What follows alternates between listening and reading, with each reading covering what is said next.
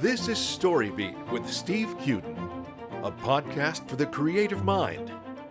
StoryBeat explores how masters of creativity develop and produce brilliant works that people everywhere love and admire. So join us as we discover how talented creators find success in the worlds of imagination and entertainment. Here now is your host, Steve Cuden. Thanks for joining us on StoryBeat. We're coming to you from the Steel City, Pittsburgh, Pennsylvania. Well, my guest today, the extraordinary Diane Delin, is a violinist, composer, recording artist, and educator. Her jazz work has earned her the Downbeat Magazine Critics Poll Rising Star category 4 times. Jazz Times Magazine said that, quote, her elegance and expertise are always obvious, close quote. Diane's performances have included playing at Ireland's Cork Jazz Festival, Sunset Sunside in Paris, Jazz Ahead in Bremen, Germany, New Orleans' Snug Harbor, Chicago's Jazz Showcase, and the Chicago Jazz Festival, among many others. All of Diane's 5 albums on the Blue Jazz label have received international airplay and reached the jazz charts here in the United States.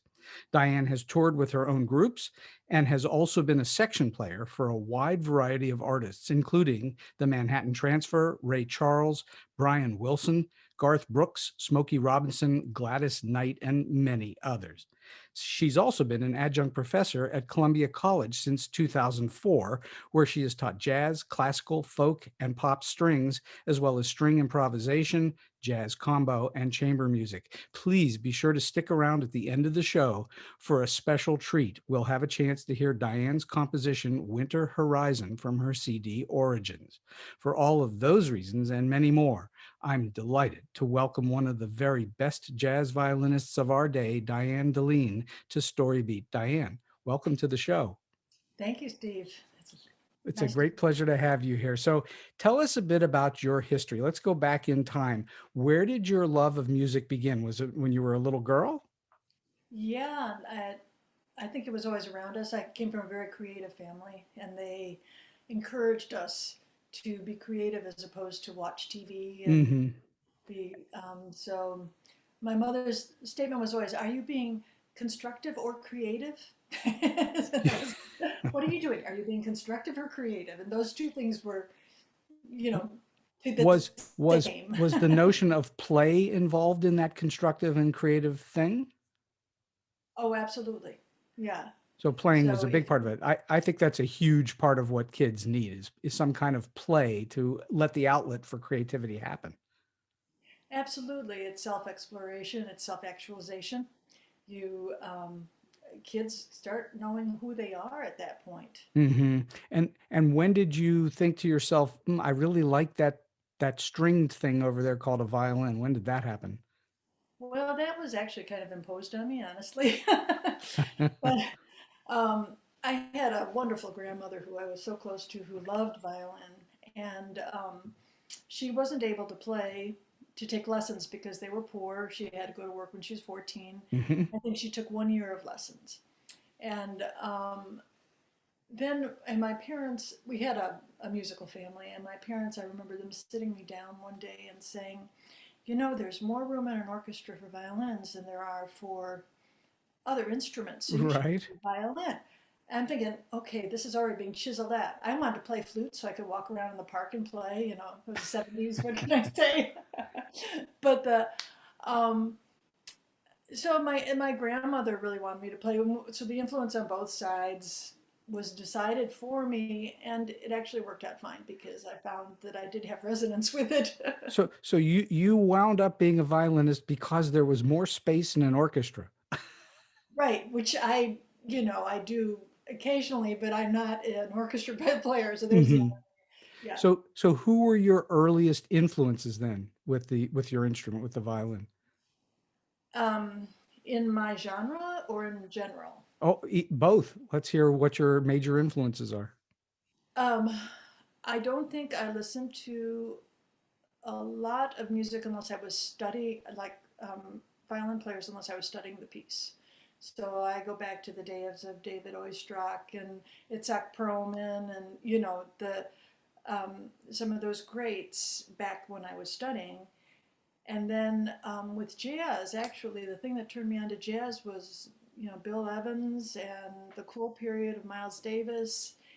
And, but mostly it was something about Bill Evans. And I don't know if you're familiar with jazz, but there were these recordings Oh, from the Vanguard sure, sure. that I just listened to over and over again, the interplay and the underplay of notes. I don't resonate well with people who play for the sake of throwing a lot of notes in there. I believe that every note has a purpose, Okay. and that, it's a placement of color and rhythm that gives. You have to play the spaces as well as everything. So for the listeners who may not understand, what does the underplay of the notes exactly mean?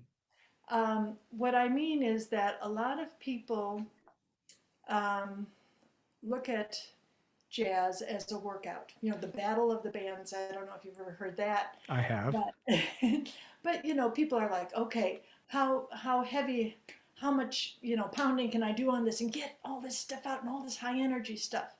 And there's a place for that. There definitely is. Sure. And I had to go through that period to compete when I was younger, but it was never my resonance point, to show off technique and to show off um, sort of a mounting tension. I mean, there is tension, but I think it's built through subtlety and that contrast. And so I've always felt that nuance goes a lot farther in reaching somebody than just having something flat out right in front of them. Almost like technology now. If you have a video Mm-hmm. and it defines the music for you, you lose the nuance of reaching in and discovering what that music is really saying to you. Sure. Okay. So you got that from listening early on to Bill Evans, or were there people along the way who increased that feeling for you?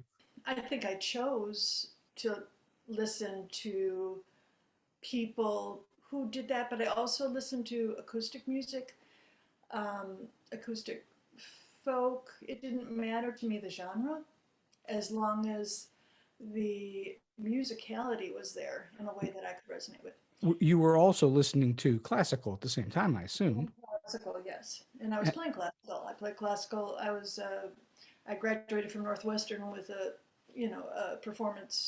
classical performance major. So that's where is that where your major training came from, or did you have a lot of training prior to Northwestern?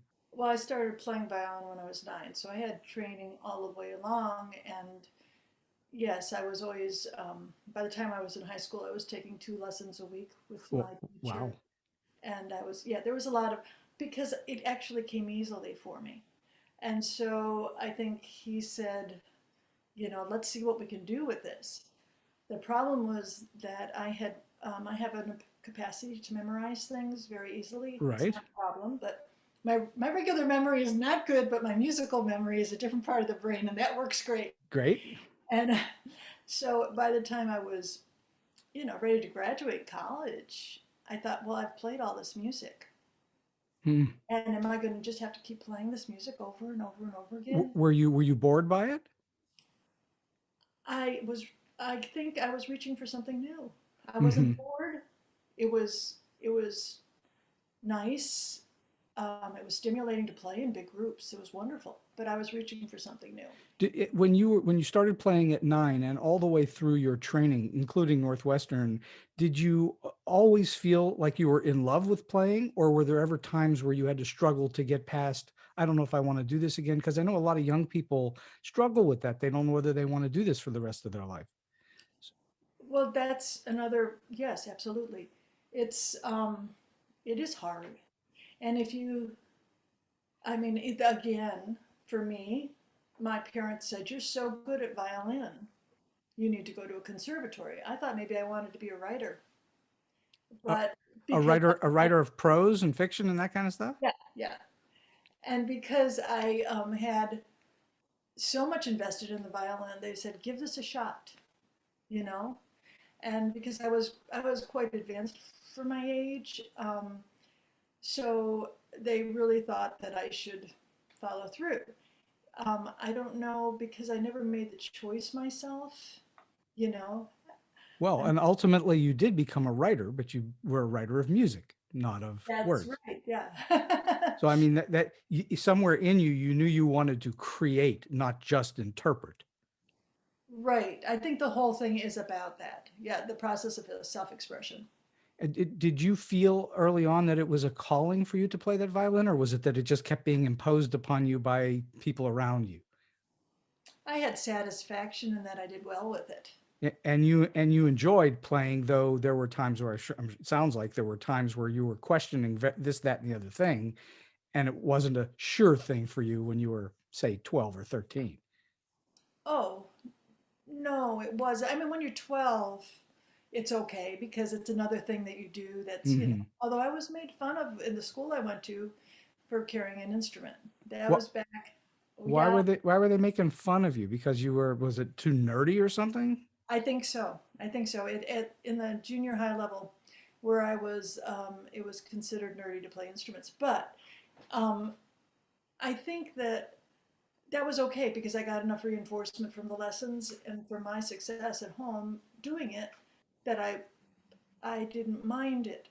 But I think that to go back to your question about, it's hard for people. It was hard. It's hard for kids to not want to do other things when something um, requires consistent daily attention. Well, this is one of the hardest things for any artist to go through, and that is this thing called discipline.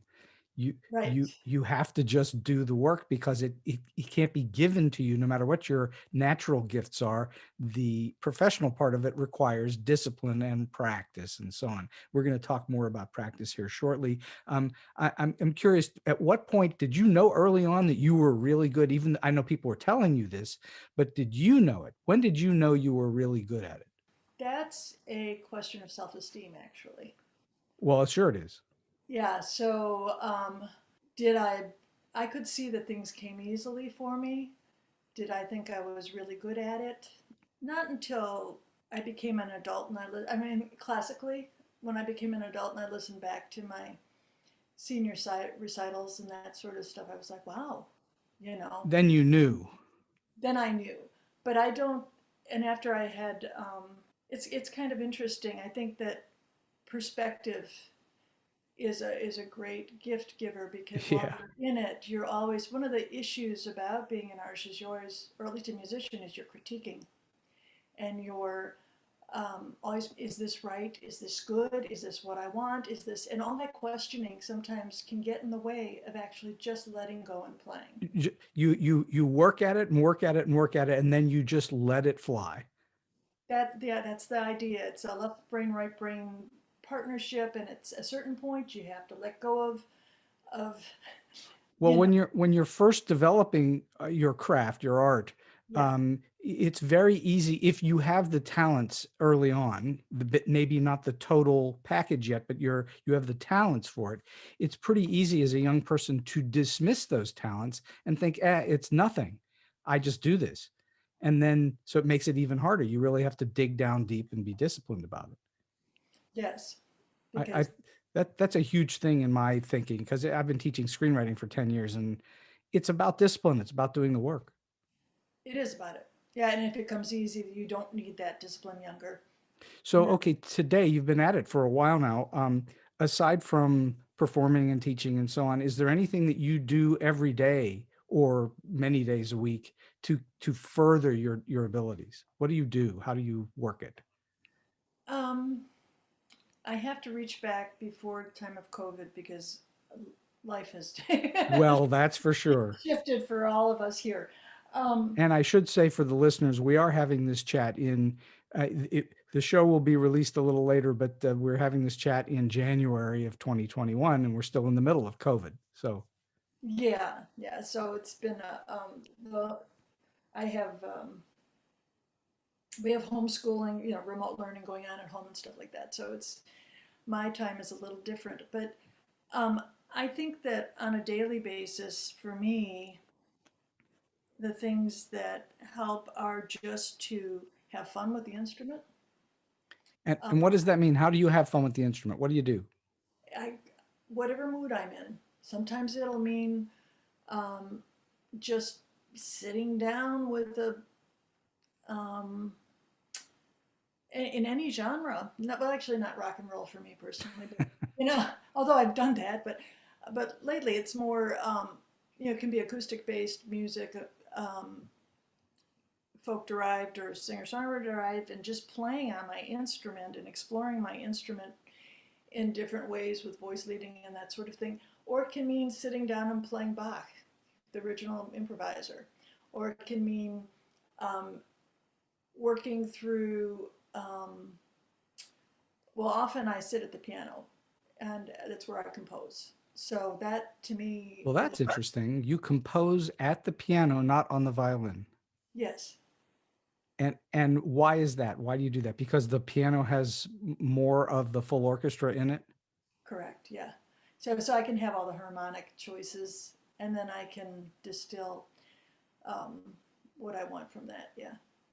All right. So I've listened to a whole bunch of your work at this point, and when I listen to it, I can tell that you really actually love what you're doing. It's not just a job to you. It's a passion. And so how much does passion function in what it is you do? Is it an absolute necessity for an artist to have passion for the work? I think absolutely. I think that on two levels. One is if you don't have it, you're not going to survive because the arts in our country are not supported, and you have to have that to push through. Mm-hmm. Um, on another level, you have to be authentic, and that's passion. You have to take your spirit, if you will, and express that through your work because you have an individual voice. Every one of us, we all have different fingerprints. It's really hard to believe that there could be all these people all over the planet with different fingerprints, but we have that much difference in our beings, in our way to express ourselves. Well, one of the things that I think is the hallmark of when I listen to your work, obviously, if I'm listening to a recording and not looking at you play, all I'm able to take in is the sound itself. And what I hear is I can hear your voice in your playing. Oh, I that's can lovely. Thank I you. can hear your expression in the playing. Did you have that early on, or did it take a while for your voice to emerge? I think I was always connected to expressing who I am through my music, whatever I play. Your playing sounds like you're speaking. That's I, nice. That's lovely. Thank I you. can hear it. You can hear it when you're playing it. You have a distinct playing sound. It's not. It doesn't just sound like anybody. It sounds like you. Thanks. That's lovely. So I want to talk about the creation of music. All right. So when you are developing a new song, which I now learn that you do at the piano, not on the violin, which I find lovely. And I've had any number of composers on the show, and they all compose on the piano as well. And that's why it's actually not surprising, but yet it was surprising. I was expecting you to tell me you compose on the violin. When you're writing or arranging, do you have a place that you like to start? Is it always start differently when you're coming up with something new? It depends what I'm writing or arranging. So if it's like one of my CDs was a commission, and I had to. It was actually a commission of non-season. It was non-denominational seasonal music, and we had 2 weeks to pull it off. Okay. So researching international music and what can we do that's traditional and all that stuff. But one of the things that they required, and this is an arranging thing, this isn't a composition thing, but they required one Rodgers and Hammerstein song. So at that point, I was like, okay, what should I do? What should I do? And one night, I'm about falling to sleep, and this whole arrangement popped into my head of my favorite thing. So I just got up, wrote it down, and boom, there it was. So that's for that kind of a thing. It can come that way. Other times for things that are like Origins. You mentioned that CD, and this is going to sound strange, probably. That one was written one winter. I don't know, in maybe a month or two, I can't remember, but I just sat down at the piano and I listened. What do you mean you listen? You listen to you play it? No, I just sat there and I listened. I just, it was almost like I meditated. I just stopped and I listened for something to come in. You were listening for the universe to give you something. Yes. Got it. And it just, what did it just suddenly come to you? Yeah, Did it then just happen? things started flowing through.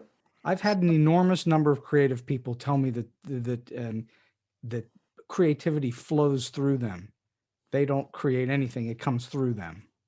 That's absolutely, I think that's correct. I think that if you put your ego in there, you lose a lot. Mm, mm. It's because your ego is going to be, it's going to filter with, oh, is somebody going to like this? Is this a pro? You know, all that stuff. You know, process. You talk about. I love that your show is about process. Well, thank you. We lose we lose so much of that right now, and as you know, process in life is like two steps forward, one step back, right? Sometimes it's two steps forward and six steps back. Exactly. Um, but so what it is for me, that process is in composition is you open up, you receive, and then you take the one step back and you tweak it with whatever you know. And then Mhm. you open up again and you receive, and then you tweak. And so it's a partnership between your intellect and your instinct, or or whatever you want to say. Some people used to call it the muse. Some people say it's channeling. Some people, Indeed. and so it's many things. Yeah. Creative people, scientists, inventors, artists, and so on will say it came like a bolt out of the blue. It just, there it was, and it came fully formed. You'll hear composers say that the writing of the piece took minutes because it was right there. Right. That has happened on some pieces. Oh, for you, that's happened. Yeah. And is it astonishing when that happens for you? I'm like, oh, okay, this is here, and then wait. Now, did I steal this from somebody? Why is it here so fast? So then I have to go back through because that is one of the things that when you have a good musical memory, is that you can inadvertently. Well, Yeah. not to be cliche about it, but the old saw is that you're standing on the shoulders of those who've come before you. So those influences are always going to be there. Yeah. As long as you don't do a direct ripoff, you're fine. Well, but what you're talking about, going back to what you're talking about, which is that it came fully formed in such a way that you thought that maybe you'd heard it before. Yeah, I was like, well, I think of one song in particular where it came that way, and I was like, okay, is this, where did this come from? Because the progression was a little bit, well, not without getting too technical, it had elements that are standard to every progression, um, and it had. I was just thinking that perhaps I had heard it before, and then I went through and I hadn't, I didn't recognize it. It took me a while. It was original to you, is what you're saying. Yeah, I verified it, I think. So when you're either arranging or creating something new, Mm-hmm. do you consider the audience? Are you thinking about the audience at all when you're creating it? Never. Never. Excuse me. No, never. It's not about that. And not to say that the audience isn't a huge part of the live performance thing. That becomes a different issue. But no, this is just simply about asking for the creative process to give me what it needs to give me, Hmm. create, and taking it from there. Yeah. Well, in other words, you're writing it so that it satisfies you. Well, sure. And you're not in the consideration of whether some group of people, random strangers out in a theater somewhere, are going to like it or not, is not part of that equation. No, it's not commercial. There are times when you write commercially. I mean, I've been asked to write string arrangements for pop, say a pop singer or something. Then you have to go to the style the pop singers sing in and the kinds of um, things that are used in that pop genre because it's very simplified compared to what I write and that kind of thing. And so yeah, then you it's all technical. It's all So when you get an assignment like that, do you start to listen to lots of music that's in that pocket? If it's been a while since I've done that, but I think that have been up on it enough I teach at Columbia College, which is a urban music school, Right. um, and it's so what the things that we teach there are definitely pop is a huge component of that. So I think that I've had to remain up on that genre. So by virtue of teaching, you've had to stay current on that kind of music. Yeah, yeah. Okay, well that makes sense. I'm going to ask you a question I ask lots of people, lots of guests, and it's always interesting for me to hear what the answer is. What for you makes a good piece of music good? If I can connect with it.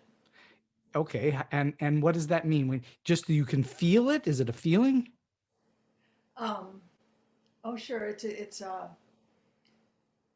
goes to your heart, and so at least for me, and if I can be expressive with it. I mean, some things are a good piece of music can be quirky. It can be even a little dark in places, Hmm. but if it expresses a range of emotion, that makes it good to me.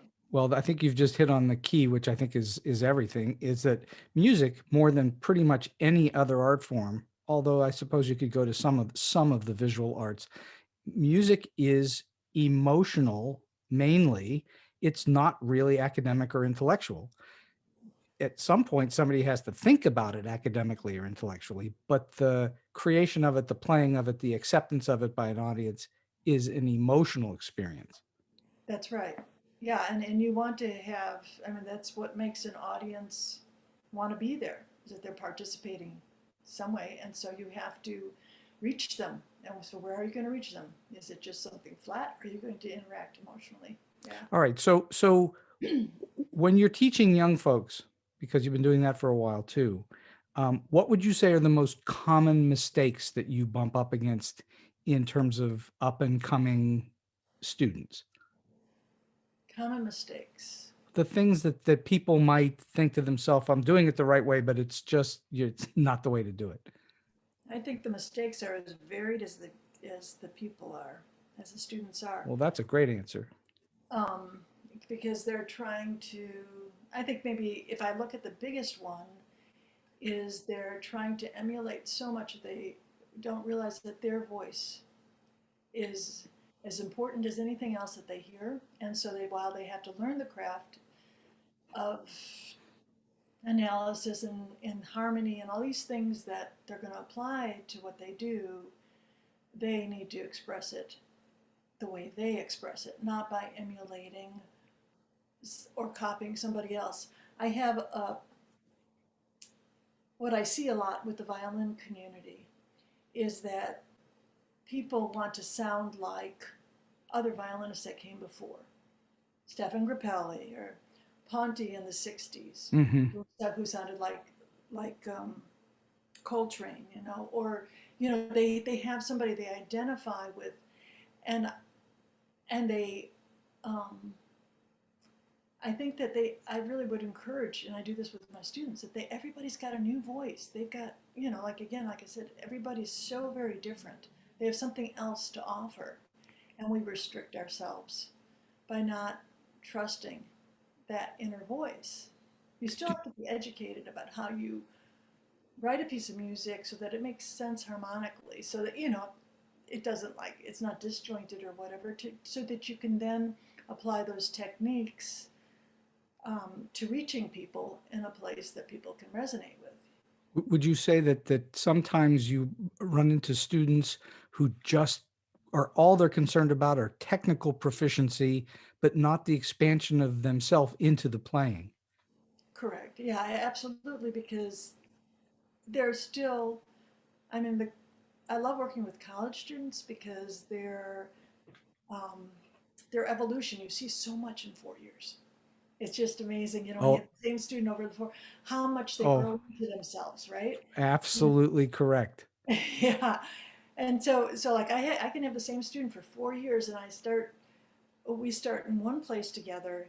And my job is to be as much of a mentor as it is to be a teacher, is to encourage them to come out into themselves and express themselves. I didn't have that growing up with my teachers. They were like, okay, play this way, play this way, that kind of thing.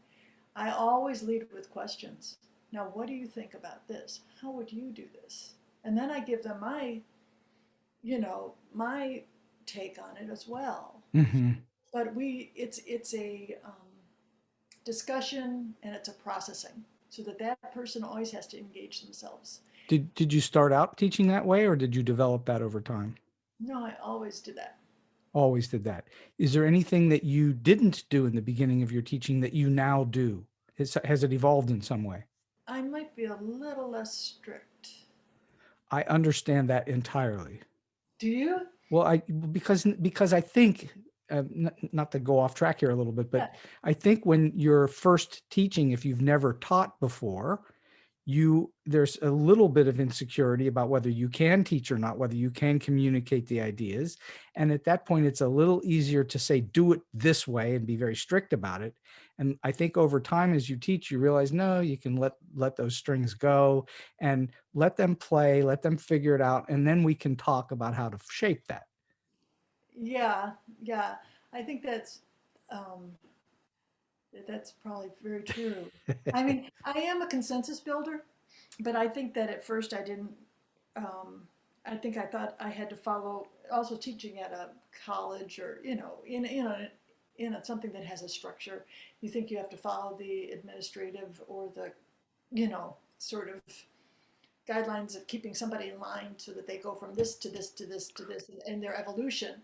And now I kind of realize, no, there's not, people are going to evolve how they evolve. And the Well, more you sure. nurture them and the more you help them discover themselves, the greater that process is. Well, and the other thing that, are you teaching mostly undergrads or grad students?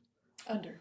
Undergrad. So me too. So my experience has been when they're 18 and coming into school, they really don't know the world that well. They haven't had a lot of life experiences. And if they are really diligent about what they're doing and they spend their, working hours really paying attention, over 4 years, they blossom and become a little bit more adult, and they've had experiences and social interactions, and suddenly they're the same person, but they've grown in some way. It's amazing how much, right? It's astonishing because you can see somebody come in the door and clearly they don't know anything or very little. And by the time they're done, if they've paid attention, they know a whole lot. Yeah. And yet the truth is, and I'm sure it's the same way for you, as much as they know and as much as I feel like I know, I still feel like there's a whole lot more that I don't know than I do. Absolutely. And I always, my underlying thing is to teach them how to learn. Okay, what does that mean? That's great. So that when you walk out in the world, you can continue your education without somebody like standing next to you.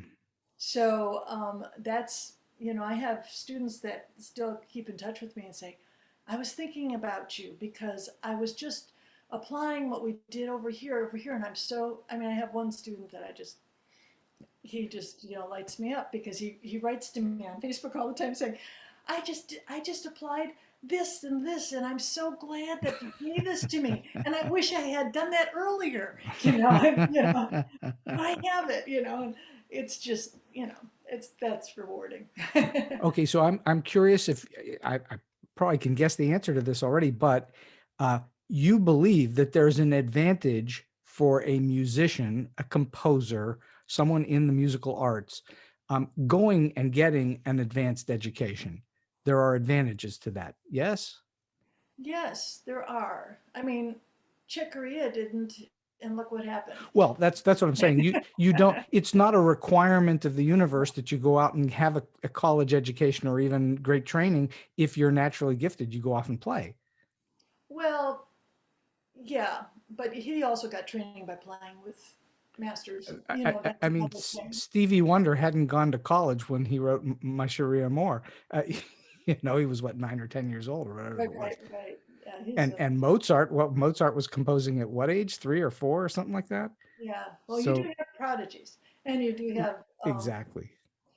But I do think there is definitely advantage because you need to if you have the right instructors, it teaches you how to think, and it expands and teaches you to question, going to higher ed, and it teaches you how to learn, hopefully. And hopefully, as you said, a continuing lifelong learning. Right, right. Because I think the great artists never think to themselves, "Ha, I've got it, I've arrived." I think it was Pablo Casals who he was in his something like his 80s, and he Uh-huh, was working at a concert hall and said, "Why are you?" Somebody said to him, "Why are you practicing?" He said, "I'm trying to get better." uh-huh. And he'd been, he was a master forever, and Yeah. that's really what it's all about. Okay, let's talk for a moment about live performance and your process in live performance. What would you say are the biggest challenges to doing live performance? Um, Getting the gig. That's the biggest challenge. That is the biggest challenge. There's a lot of competition out there, and there's a lot, it's hard for concert halls, arts agencies, that sort of thing, um, to draw audiences and, they have to walk a line between entertainment and art, educating, that kind of thing. And so I think that um, we do have subscription series that work, but I think that also requires a commitment and a economic advantage. Well, of course, we're talking again in the time of COVID, and right now there are no live performances Right, unless you right. want to No, no, everything's dead now. So, unless you want to play in a contained studio or your home or something and record it. But otherwise, there are no live performances anywhere that I know of. oh no, Um, our industry is shut down right now. exactly, all of the performing arts are shut down for any kind of live stuff. But when you're performing, do you have a pre-show ritual? You warm up in some way, or do you think things through in a certain way? Usually it's honestly, it's so often let's get to the gig on time and let's get the, like if we're traveling or something. I remember once we got caught in this terrible rainstorm, and we got to the gig and we were soaking wet. It took us a long time to get there because the roads were so bad, and we got there and then they had to move everything. It was an outdoor festival and they had to move it inside, and it was all logistics. Um, and the other thing about And how did you handle that? This is a lovely thing that I think a lot of artists don't understand. What did you do psychologically? How did you handle the fact that you were under stress now because you were maybe a little late and things were chaotic? What did you do to get yourself ready to perform? Anything special? No, I think this is what I tell my students. You have to have excess. What does that mean? You have to have more than is required you for the performance. So if you're up against those things, you can just go back and serve the music when it's time. If you're tired, if you travel to Europe and you're jet lagged, I went to Ireland with my 2-year-old son, and I did not sleep for 4 days because his clock did not adjust to Mm, time change. mm. And so I literally, and I had to be able to perform and rehearse and do all that stuff. And um, you just need to have enough extra. So if something's thrown at a curveball is thrown at you, you know, you have to be able to jump in and do what you do. So it's sort of like you're more prepared than you need to be in order Absolutely. to do it right. Right. It's just got to be there. You And got and and that goes back to the discipline. it goes back to the discipline, yeah.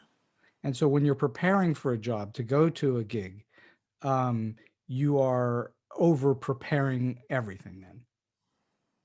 Or you are so, it's just so in your blood, it's so in your bones from, I don't know what over preparing is, but it just, you feel like it's there. If I'm dead asleep and somebody wakes me up at 4 in the morning and says, play this, you do it. That's really excellent. Has anything happened to you in performance that was you didn't know it was a big mistake? The sound system went out, or the lights went out, or something happened in the audience. Has anything like that ever happened to you, which theoretically throws you off your game? And how did you handle that? Sound system, no. Um, Or has it always just gone perfectly for you? I don't remember anything catastrophic. I remember once when I was touring with Frank Sinatra, we would be in these 20,000 seat arenas. Yes. They have these, the lighting things at the very top, and a handle from one of them fell, Ooh. and it hit right next to my chair. Like, there for the grace of God went I, because, if it had hit my head, I would have been gone. And it fell and it bounced across, and it ended up at Frank Jr.'s feet. He was the conductor. And he goes, "Oh, what's this?" And we're all kind of like stunned. And then we kept playing because it was like, okay, this is what. But that's like, it wasn't catastrophic by any means, and it's just like one of those things you don't really think about it till later because you're so in the music. Well, you've brought up an interesting topic, which is you've obviously worked with or for a number of famous people, celebrities.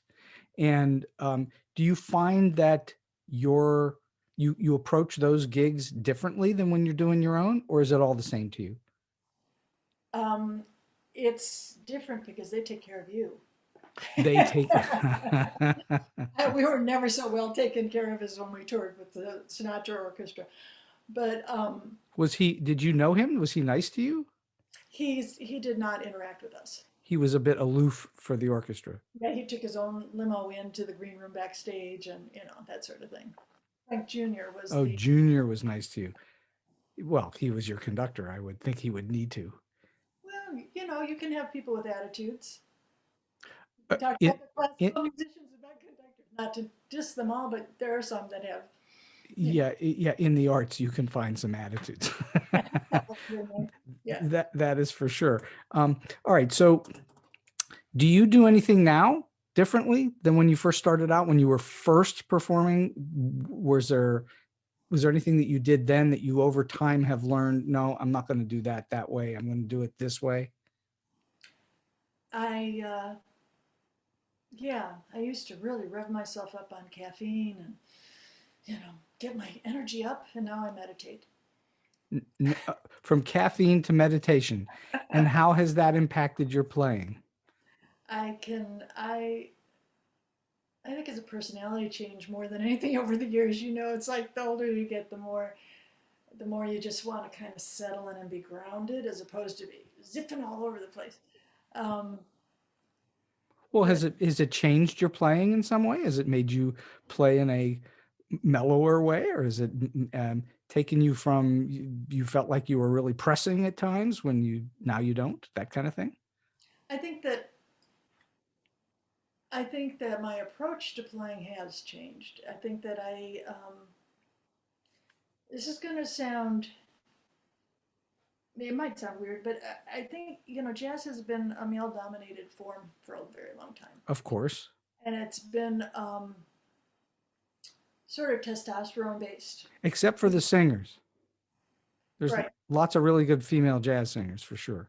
Oh, absolutely. And there are wonderful female jazz musicians throughout jazz. Right. Piano players and horn players, everything.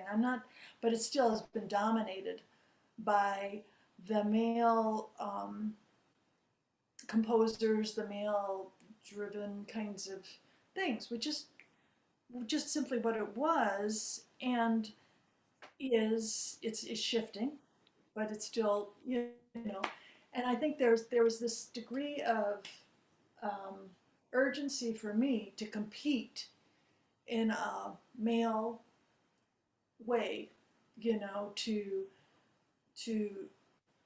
have more, that driving kinds of energy. And as I get older and I know who I am as a woman more, and it's like, it's great being a woman. This is who I am. And I have something to offer with this. I think that's where that comes into play, where I don't need to push so hard. I can just be. And how does that feel good to do that? That feel like you've authentic. It's absolutely authentic. You've come truly into your own, as they say. Yes. I think that's really great. What is your favorite thing about performing in front of a live audience? What's the best? It's the best. It's the energy. and so there's an energy exchange. So it's you're doing it because there's a participation between the audience in you and the musicians in you. It's a conversation that's being had everywhere, and I think that's why COVID's been so hard on people, is they're so Oh, used to having that energy exchange, and it's gone. You know, that now they're on this sort of bleak frontier that people have been on for the last 10 months. well, what's more magical than being in a live audience and you're exchanging that energy between performers and audience? Right. It's just amazing. And you know what's interesting to me is um, I think Frank, um, being with the Frank Sinatra Orchestra, when we first got into some of these 20,000 people arenas, you know, when I got the gig, I was like, oh, this will be nice. You know, he's famous, and he's, you know, this will be nice. And but I didn't think about it because I had played with other people before that. And when we got into the arena, and I felt, before we even started playing, I could feel all these people. You could feel the energy of all the wars that he spanned, all the love stories that he's, you know, it just came flowing out. And when he sang, you could just see the responses and people's response to him. And you could feel this thing, and it gave me goosebumps. And I thought, oh my God, this is part of history in a huge way. Mm-hmm. And that was something that really made me, I was young, and it made me really respect, at that point, it was like the audience. I realized they are why we exist. Well, if they are turning out in 20,000 units or people Yeah, at a time, they're coming there because they love something. right. When it's that many, if you play in a jazz club and 20 people show up, that's a whole different story. But if you are in an arena full of that many people, there, that concentration of desire to be there is huge. You can feel it. It's palpable, right? Yeah, Yeah. absolutely. I mean, you Absolutely. get a lot out of playing for 20 people too, I'll tell you. You you can well, I know there's nothing wrong with that. I'm not saying there's anything. I'm saying, but there is a difference in that energy field. Oh, absolutely. Yeah. It's a When different exchange. one of the things that I always enjoy is after a show, going to it doesn't matter, a theatrical event, a concert, it doesn't matter. I like to listen or feel what the buzz is in the lobby after a show, because Oh, you can feel it. And if yeah. the show was no good, the audience is going to go out and tell you that through that energy. Absolutely. Yeah. You know what I mean? I do. My assumption is that if you've been to a Frank Sinatra concert, you probably walk out feeling pretty good because that you were there to see one of the great singers of all time. Yeah. Yeah. You know, how much better did it get than Frank Sinatra? You know, there aren't a ton of singers who are better than him. And did that feel like you were playing jazz in that orchestra? Was it jazzy? Well, they had, you know, I don't know if you've heard his arrangements, but yeah, they're Was it Nelson Riddle arrangements or?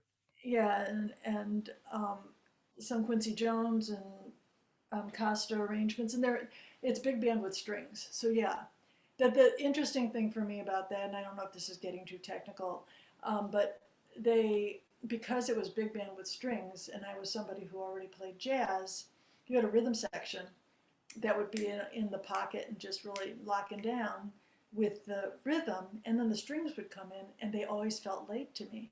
Hmm. And I actually talked to Frank Jr. about this, and I said, "What's going on here? You know, I'm really confused about. I have to follow the concertmaster, but why are you know?"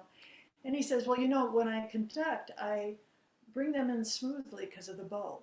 He says that's kind of the nature of what that sound is, and whereas the other swing is a very pocket thing, and so there are two different functions. And it really, out of that experience, that's when I started writing for strings. After I did that, um, that I don't remember how long we toured for. It was over a period of some years, but we were just the Midwest-based orchestra. He had different orchestras that would tour different, Right. based on. But that was so inspiring. The writing was so great, and the treatment of things. That's when I started deciding to include string writing with me with the jazz quartet. And I think to my understanding so far, I haven't found anybody else who, maybe they are doing it now, but at that point was doing that with a string player backed by strings with rhythm section. Horn players had. So it was, in other words, you were inspired to get into doing your own arrangements because you felt that this was not fulfilling what you thought was the great vision of it. Oh no, I was inspired to do my arrangements because his were so incredible and because of the way it was treated so Ah, beautifully. Yeah. well, that's really cool. Is there anything that you have yet to play, either to record it or to play in front of an audience, that you are still trying to get to? Is it something that you have in your future that you're looking to play that has yet to go through your repertoire? That I'm aware of. Yes, that you're aware, obviously, that you're aware of it. Because yeah, I mean, obviously something's going to happen, but In other words, is there a song out there or a piece of music that you go, I wish I'd play that sometime, but I never have? I actually have been looking at, as have many people. It's interesting to see this. Um, I attended a APAP conference recently, and What is APAP? um, American, arts presenters. I don't know. It's the Association of Presenting Arts Professionals? Professionals. Thank you. I should know, right? But the a lot of the artists showcased were all kind of doing songs of unity and songs of, that kind of thing. Right. And I had started a project a few years ago, looking at indigenous music and reharmonizing it and create indigenous musics that were of welcoming and positive messages. American Indigenous or world Indigenous? World. World So Indigenous. I've always been interested in that, the world indigenous cultures, because I believe that there are universal truths that are pervasive in all of them. No doubt. And music is one of the great purveyors of that. Yeah. So I did some research and I listened to some field recordings and that kind of thing. And I did some arrangements and I was going to do this whole big piece around it, which I may yet do. But what I realize now after going to that conference is maybe this is the time for the true indigenous people to step forward with their voices instead of having me as an intermediary. Mm-hmm. And that. And are you doing anything to help that happen? Are you working on that? Not yet. The conference was just this month, and I just, So you're recently inspired, is what it is. I'm recently aware that I need to honor the source, and maybe I just need to stick with whatever comes through for me because their voices are equally as, or even maybe more important at this time. I think that's really worthy of you, and sounds like it would be exciting to listen to. So I've been speaking to the great jazz violinist Diane Delin for almost an hour now, and we're going to take this down the road that we always do at the end of StoryBeat, and that is you've obviously been around for a number of years, and you've worked with lots of different people and had lots of experiences. Can you share with us any kind of an oddball, quirky, weird, offbeat, or maybe just plain funny story that's happened to you? Oh, there are so many. Um, the I'll pick the one where I was performing there used to be a club in the Fairmont Hotel in Chicago called the Metropole, and I was performing with my group, and it was during the time actually when I keep bringing Sinatra up, but there was much more to life than that, but it just happened to be that time period. And so and I found this as a great opportunity to perform my compositions, right? I was really wanting to do that. And there was a woman there who kept asking for Sinatra songs. And so, like, play this, play that. So we did a couple of those, and then it was break time. And this woman came up to me at the band table. We were sitting there, and she said, "You know, I really love your voice. You're such a great singer. I'm a writer, and I've always wanted to sing." And I said, "I'm not singing, I'm playing violin." And she said, "Oh, don't put yourself down." And I said, "No, truly." Now, how much she had drank, I'm not sure, but so then we go back up, and it's so funny as she's talking to me, the band leaves one by one. They just leave me with her. And so then after break, I get back on stage and we're playing, and all of a sudden we hear, "Oh, violin." Well, I told you had a distinct voice. You did, thank you. I'd like to go there with it as opposed to, but no, it also comes to you saying people often expect that if there's a woman in front of a band, it's a vocalist. It's the singer, yeah. Well, it's true. We still do not see enough females leading bands. Mm-hmm. So I think that's something that needs to continue to be promoted, I guess would be the right word, over time, that we need to see more of it, because those voices are missing from the leads of those things. Right. And it has been a patronage system for a long time. And I think a lot of that is starting to shift in many ways, in all sorts of different fields of art. All right, well, great story. Last question for you today, Diane.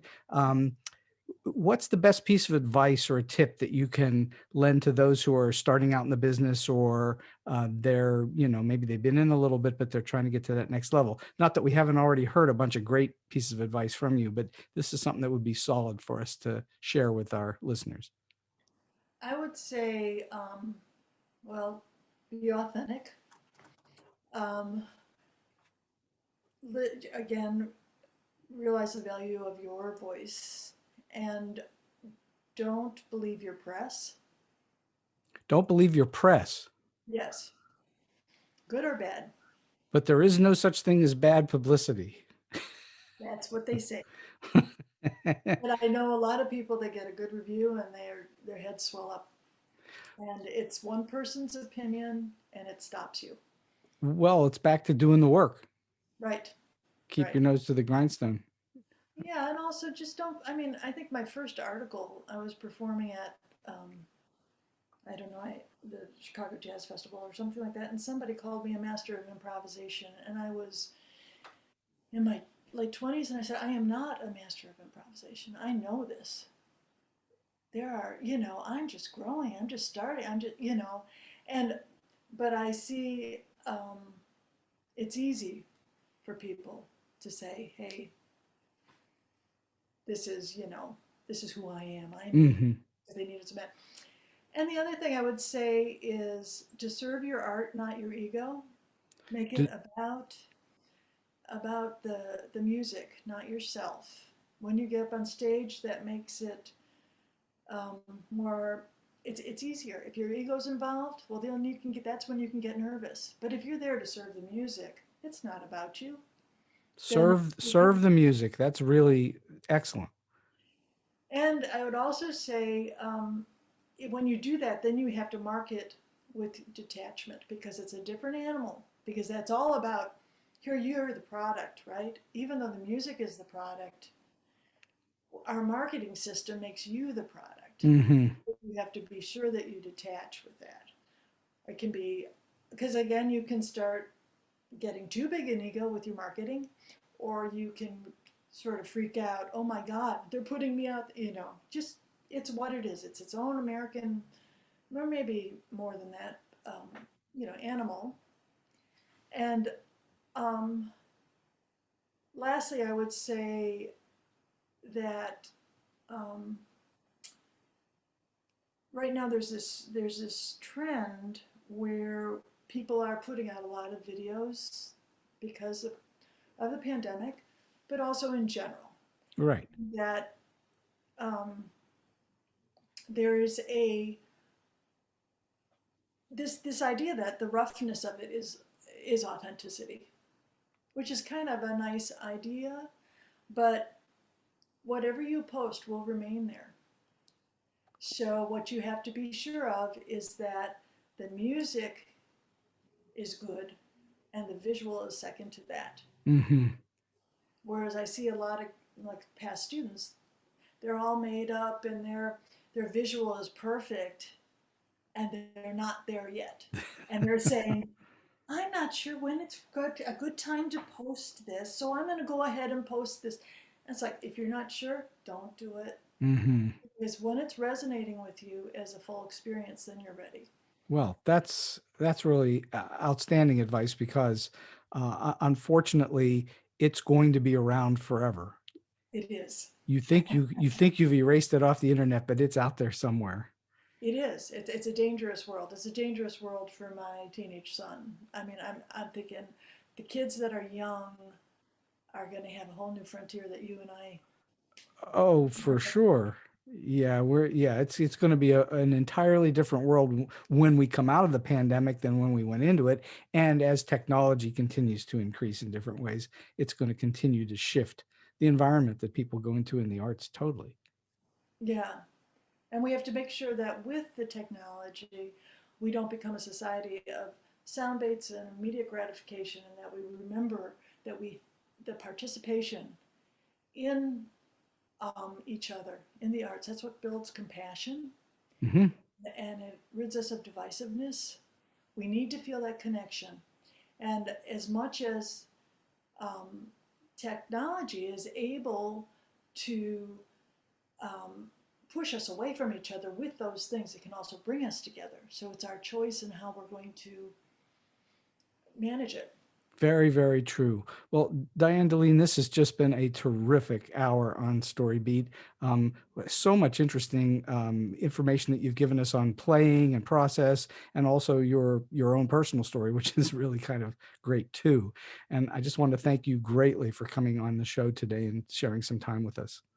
Well, thank you. I really enjoyed talking to you. And as promised, we have some beautiful music to end the show.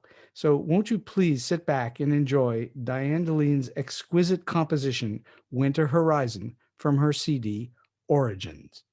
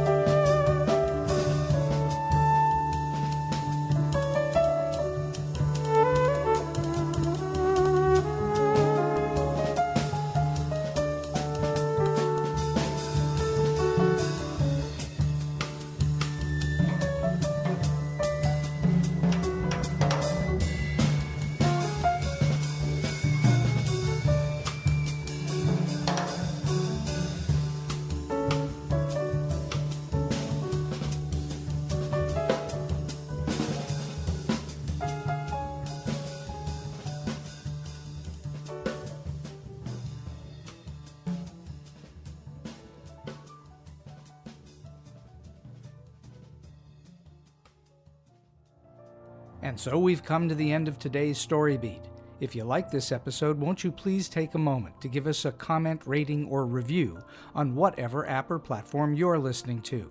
Your support helps us bring more great Story Beat episodes to you.